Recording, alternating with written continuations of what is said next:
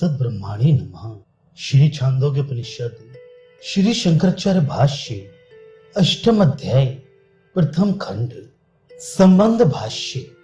यद्यपि छठे और सातवें अध्याय में दिशा देश और काल आदि भेद से रहित ब्रह्म सत एकमात्र अद्वितीय है, आत्मा ही ये सब है, ऐसा जाना गया है।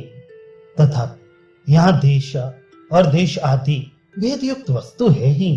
इस प्रकार की भावना से युक्त मंद बुद्धि पुरुषों की बुद्धि सहसा परमार्थ संबंधनी नहीं की जा सकती और ब्रह्म को जाने बिना पुरुषार्थ की सिद्धि नहीं हो सकती। अतः उसका अनुभव होने के लिए हृदय कमल रूप देश का उपदेश करना आवश्यक है। यद्यपि आत्म तत्व सत्य एकमात्र सम्यक ज्ञान का विषय और निर्गुण है, तो भी मंद बुद्धि पुरुषों की उसके सगुणता ही इष्ट है। इसलिए उसके सत्य संकल्प आदि गुणों से युक्त होने का प्रतिपादन करना आवश्यक है।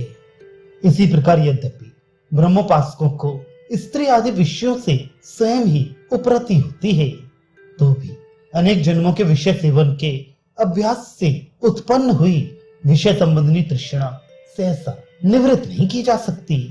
इसलिए ब्रह्मचर्य आदि साधन विशेष का विधान करना भी आवश्यक है। इसी तरह यद्यपि आत्मा का एकत्व जानने वालों की दृष्टि में गमन करने वाले गमन क्रिया और गंतव्य देश का अभाव हो जाने के कारण शरीर की स्थिति के निमित्त भूत अविद्या आदि का क्षय हो जाने पर उनके विद्युत बढ़े हुए वायु और जिसका ईंधन जल गया है उस अग्नि के आकाश में लीन हो जाने के समान अपने आत्मा में ही निवृत्ति हो जाती है। तो भी जिनकी बुद्धि गंता और गमन आदि की वासना से युक्त है, अपने हृदय देश स्थित गुण विशिष्ट ब्रह्म की उपासना करने वाले उन पुरुषों की शिरोगत नाड़ी होने वाली गति का प्रतिपादन करना आवश्यक है।